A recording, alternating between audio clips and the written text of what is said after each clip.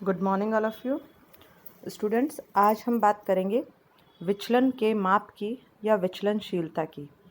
इससे पहले वाले चैप्टर में हम लोग पढ़ चुके हैं केंद्रीय प्रवृत्ति के बारे में, जो कि मीन मोड मीडियन थे। इन सबको, इनकी क्या उपयोगिता है, इनके गुण दोष क्या है और इन्हें किस तरीके से इनका आकलन किया जाता है प्रदत्तों के ऊपर, ये सब कुछ हम पढ़ चुके हैं। तो आज हम बात कर रहे हैं विचलन या विचलनशीलता या विचलन के माप की। क्या होता है विचलनशीलता? जैसा कि नाम से ही आपको पता चल रहा होगा, विचलन यानी कि जो चलन है उससे डाइवर्ट होना, अलग होना। विचलन का मतलब इंग्लिश में भी जो इसका मीनिंग है डेविएशन। डेविएशन किससे? जो परिपाटी है, जो चली आ रही है, उससे अलग होना, उससे कुछ दूर होना विचलन कहलाता है। तो जहाँ आपका वितरण की हम बात करें या स्टैटिस्टिक्स की बात करें, तो इसमें आपको जो भी कुछ मिलता है वो प्रदत्त होते हैं। प्रदत्तों में जब बिखराव हो या प्रदत्त जब बहुत फैले हुए हों, तो उसे हम एक तरीके से प्राप्तांकों में विचलन या विचलनशीलता बोलते हैं। अब ये प्रदत्त फैले हुए हैं, तो ये विचलन किससे है, इसे जानने के लिए आपको केंद्रीय प्रवृत्ति की ज़रूरत पड़ती है। अर्थात आप ये बता सकते हैं कि विचलन जो है वो केंद्रीय प्रवृत्ति से है। अगर आपकी विचलन, जब मैं कह रही हूँ कि जो नॉर्मल है, जो चलन है, उससे डेविएट होना, उससे दूर होना विचलन कहलाता है। तो चलन क्या है? चलन केंद्रीय प्रवृत्ति है। जो सेंट्रल टेंडेंसी है आपकी, अर्थात मीन मोड मीडियन है, उससे जो चीज़ जितनी दूर होगी वो विचलन कहलाएगी। और आंकड़ों के संबंध में यदि हम देखें तो जनरली हम आंकड़ों का विचलन किससे करते हैं? मीन से करते हैं, माध्य से करते हैं, जिसे हम औसत भी बोलते हैं। अर्थात इसको आप एक छोटे से एग्जाम्पल से समझ सकते हैं। यदि हमारे पास क्लास में 50 बच्चों का औसत जो है, किसी भी विषय में यदि उन्होंने एग्ज़ाम दिया है और उसका औसत अंक आ रहा है, 10 में से मार्क्स मिले हम उनको, और उनका औसत हम देखें तो 7 नंबर अगर औसत आ रहा है, 10 में से 7 is the average of that class on a particular subject. तो किसी पर्टिकुलर सब्जेक्ट पे अगर 7 नंबर परीक्षा में औसत हैं उस क्लास के, तो जिन बच्चों के 2, 3, 4, 8, 9 ये जो भी नंबर होंगे जो 7 से वेरी कर रहे हैं, दूर हो रहे हैं, वो विचलन कहलाएगा। और अगर हम इस विचलन को जानना चाहें तो ये बिखरे हुए हैं। एक तरीके से आपकी सेंट्रल टेंडेंसी 7 है और 7 से दूर जितने भी मार्क्स हैं वो सभी विचलन कहलाएगा या विचलनशीलता कहलाएगा। तो मेरे ख्याल से आप समझ चुके होंगे कि हम क्या बात कर रहे हैं।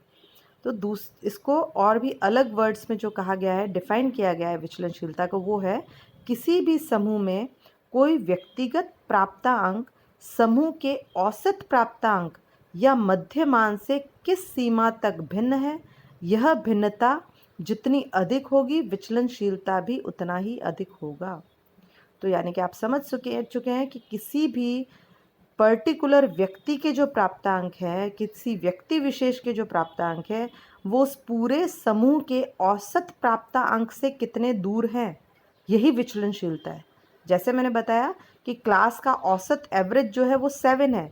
अगर आपके नंबर 5 हैं तो आप 7 नंबर से कितना दूर हैं? 2 अंक। यानी आपकी जो विचलनशीलता है वो 2 अंक की होगी। और 7 से चाहे ऊपर भी किसी के 9 मार्क्स है तो उसकी विचलनशीलता भी 2 होगी। दोनों की ही विचलनशीलता 2 कहलाएगी। ये अलग बात है कि आपकी विचलनशीलता -2 होगी क्योंकि औसत से नेगेटिव दिशा में कम है, और दूसरे की विचलनशीलता +2 होगी, अर्थात +2, जो कि दर्शाएगा कि माध्य से या औसत से अधिक है, 2 नंबर अधिक है। तो इस तरीके से आप समझ चुके हैं कि विचलनशीलता का मतलब क्या है। रेबर और रेबर ने इसकी जो परिभाषा दी है वो है, विचलनशीलता का अर्थ किसी प्रतिदर्श में प्राप्त अंकों के बीच भिन्नता अथवा प्रतिदर्श के माध्य तथा प्राप्तांकों के बीच भिन्नता की मात्रा है।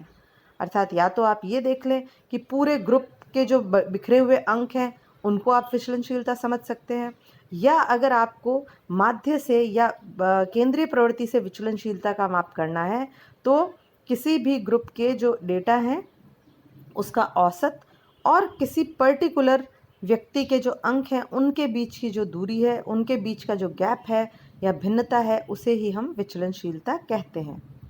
अब हम बात करेंगे विचलनशीलता की उपयोगिता के बारे में।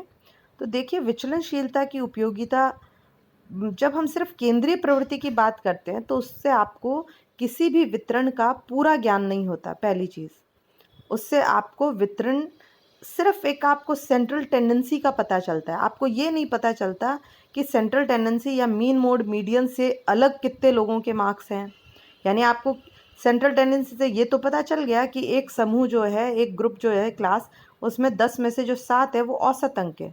लेकिन क्या आपको ये पता चला कि क्लास में हाईएस्ट मार्क्स कितने हैं, वो औसत से कितना दूर है, क्लास में लोएस्ट मार्क्स कितने हैं?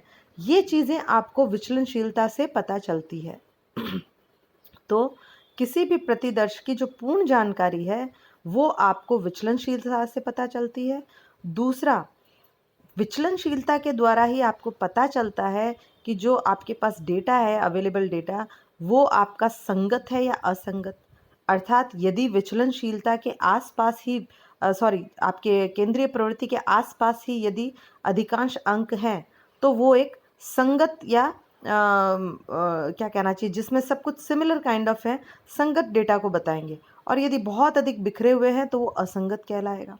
इसी तरीके से समजातीय या विषम जातीय की अगर हम बात करें तो जब केंद्रीय प्रवृत्ति के आसपास बिखराव ज़्यादा होगा तो वह समजातीय डेटा कहलाता है, जबकि यदि बिखराव बहुत दूर दूर हो तो वह विषम जातीय कहलाता है। तो ये चीज़ हमें विचलनशीलता से ही पता चलती है। इसके अलावा विचलनशीलता के द्वारा हम काफ़ी कुछ प्रिडिक्शन या भविष्यवाणी भी कर सकते हैं। अभी आगे जब आप स्टैटिस्टिकल वे में इसको पढ़ेंगे, कई तरीके के विचलनशीलता के माप है हमारे पास, जैसे standard deviation, mean deviation, quartile deviation, और सबसे पहले आप पढ़ेंगे परास या रेंज। तो ये सब जो हैं, इनके द्वारा आपको भविष्य कथन करने में भी कई हेल्प मिलती है। कैसे मिलती है ये हम जब करेंगे, इनको कैलकुलेट करेंगे, तब आपको साथ का साथ बताएंगे। इसी के साथ केंद्रीय प्रवृत्ति से हमें जहाँ सिर्फ डेटा की आधी अधूरी जानकारी मिलती है, जैसा मैंने बताया, विचलनशीलता से आपको उस डेटा की पूरी जानकारी मिलती है कि उस डेटा की सेंट्रल टेंडेंसी क्या है, फैलाव कितना है, कितने इधर उधर बिखरे हुए डेटाज कैसे हैं, और वो जो एक आपका डेटा है या वितरण है उसके बारे में संपूर्ण उसका जो पूरा नेचर है वो आपको पता चलता है। तो ये इसकी कुछ उपयोगिताएं हैं। अब हम बात करते हैं विचलन के विभिन्न मापों की। जैसा कि अभी मैंने बताया, विचलनशीलता के कई माप हैं जो आपके कोर्स में भी हैं। सबसे इम्पॉर्टेंट जो 4 माप हैं, पहला प्रसार या रेंज, दूसरा क्वार्टाइल डेविएशन या क्यूडी, तीसरा आपका मीन डेविएशन या उसको एवरेज डेविएशन भी कहते हैं, एडी या एमडी, और चौथा आपका स्टैंडर्ड डेविएशन, एसडी। तो ये चारों जो हैं इन्हें हम पढ़ेंगे कि इनकी क्या गुण उपयोगिता है, इनका कैलकुलेशन किस तरीके से होती है, और किस तरीके से इनके द्वारा प्रेडिक्शन वगैरह किया जाता है। तो सबसे पहले हम बात करते हैं प्रसार की या रेंज की। आपको नाम से ही पता चल रहा होगा, रेंज यानी कि कहाँ से कहाँ तक। विचलनशीलता के जो अभी मैंने चारों माप बताए उसमें सबसे सरल माप रेंज होता है, और इसमें जनरली कुछ नहीं करना होता आपको। सबसे निम्नतम अंक किसी भी डेटा का और सबसे उच्चतम अंक किसी भी डेटा का, उनका जो अंतर है वही रेंज कहलाता है। आप बहुत छोटे से एग्जांपल से समझ सकते हैं। जब हम मार्केट में जाते हैं कोई भी चीज़ की शॉपिंग करने, तो जनरली हमसे शॉपकीपर पूछता है कि मैडम आप टॉप खरीदने आई हैं या आप कुछ भी पर्स खरीदने आई हैं, तो रेंज बताइए। तो रेंज मतलब आप उसे क्या बताते हैं कि साहब 200 से 500 के बीच, यानी कि मिनिमम 200 तक का हो और मैक्सिमम 500, उससे ऊपर नहीं जाना। तो दिस इज़ कॉल्ड रेंज। यही रेंज को हम यहाँ पे स्टैटिस्टिक्स में भी यूज़ करते हैं कि आप इसमें उच्चतम अंक में से निम्नतम अंक को जब माइनस कर देते हैं तो आपके पास रेंज या प्रसार आ जाता है। इसको देखिए, सूत्र भी यहाँ आपको लिखा हुआ दिखाई दे रहा होगा कि प्रसार इज इक्वल्स टू उच्चतम प्राप्तांक माइनस निम्नतम प्राप्तांक। अब एक एग्जाम्पल के थ्रू यहाँ समझाया गया है आपको।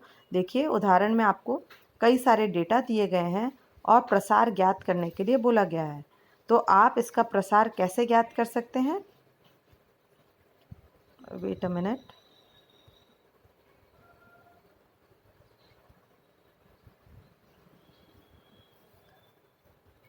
ये देखिए, यहाँ आपको दे रखा है उच्चतम प्राप्तांक 75 और न्यूनतम प्राप्तांक 40। देखिए, आप इस वाले जब क्वेश्चन को देखेंगे तो इसमें हाईएस्ट मार्क्स जो है वो आपका 75 है और जो लोएस्ट मार्क्स है वो आपका 40 है। देखिए, 40 से नीचे आपको कुछ नहीं दिखाई दे रहा होगा और ना ही 75 से ऊपर कुछ दिखाई दे रहा होगा। तो इस तरीके से आपको यहाँ पे उच्चतम प्राप्तांक और निम्नतम प्राप्तांक मिल गया। अब आप, जैसा कि हमारा सूत्र है प्रसार का, उच्चतम माइनस निम्नतम, आप इन दोनों को माइनस कर देंगे तो 35 आ गया। 35 आपका प्रसार हो गया। प्रसार अर्थात आपका रेंज जो आ गई वो 35 आ गई। जनरली इस पे एग्ज़ाम में भी छोटे क्वेश्चंस ही आते हैं, शॉर्ट क्वेश्चन, 1 नंबर का 1.5 नंबर का जो क्वेश्चन है वही आता है। तो इसमें आपसे इसका सूत्र पूछा जा सकता है अथवा आपको एक छोटा सा डेटा देके बोला जा सकता है, इस तरीके से आपको अगर सूत्र पूछे तो ये लिखना है। और अगर आपको कोई डेटा देके उसको चेक करना हो तो आप उच्चतम माइनस निम्नतम करके उसका आंसर, प्रसार या रेंज निकाल सकते हैं। तो इस तरीके से जनरली ये शॉर्ट क्वेश्चन में ही आता है, कभी इस पर कोई बड़ा क्वेश्चन नहीं बनता। और हो सकता है कि इसमें आपको इसके 1 या 2 कोई उपयोग पूछ लें, तो ये उपयोग भी आपको ध्यान रखने आवश्यक हैं। तो देखिए, इसकी उपयोगिता आपको बताएं। प्रसार समझ तो आपको आ ही गया कि किस तरीके से प्रसार निकाला जाएगा। बहुत ही सिंपल सा फॉर्मूला है, उच्चतम प्राप्तांक माइनस निम्नतम प्राप्तांक। और आप अपने जो वितरण आपको मिलेगा, जो डेटा मिलेगा, उसमें आप हाईएस्ट और लोएस्ट मार्क्स देख लेंगे और उनको आपस में माइनस कर देंगे तो आपके पास प्रसार या रेंज आ जाएगी। इसकी उपयोगिता की हम बात करें तो प्रसार किसी वितरण, प्रतिदर्श या समूह के विचलनशीलता का बहुत ही सरल और आसान माप है। ये मैं पहले भी बता चुकी हूँ। अभी आप जब QD, AD, SD करेंगे तो वो उनकी कैलकुलेशन थोड़ी डिफ़िकल्ट है रेदर देन प्रसार या रेंज। प्रसार और रेंज जो है उसकी कैलकुलेशन आसान है और समझना बहुत ही आसान है। तो प्रसार बहुत ही आसान माप है, इसका परिकलन बहुत सरल है और इसे दृढ़ रूप में परिभाषित करना संभव है। आप स्ट्रांगली बता सकते हो कि रेंज क्या है, हाईएस्ट माइनस लोएस्ट यही रेंज है। तो इसको परिभाषित जो करना है वो बहुत ही स्ट्रांगली आप बता सकते हो। और इस ऐसे जो ये प्रसार रेंज का जो उपयोग है, मोस्टली ये आंकड़ों में सीमित भिन्नता को दर्शाता है। अर्थात हमें अगर किसी प्रदत्त को लिमिटेड करना है कि ये कहाँ से कहाँ तक है, तो हम इजीली रेंज के द्वारा बता सकते हैं कि जैसे इस उदाहरण को हम बता सकते हैं कि 35 अंकों के अंदर या 35 अंकों के अंदर ये जो हमारे उदाहरण है ये 35 अंकों में वितरित है या इसकी विचलनशीलता 35 है या रेंज जो है वो 35 है। तो ये बहुत ही आसान और इजी माप है जिसको कि हम यूज़ में लेते हैं। तो आज हमने प्रसार की बात की है, कल हम बात करेंगे QD या क्वार्टाइल डेविएशन की। Thank you.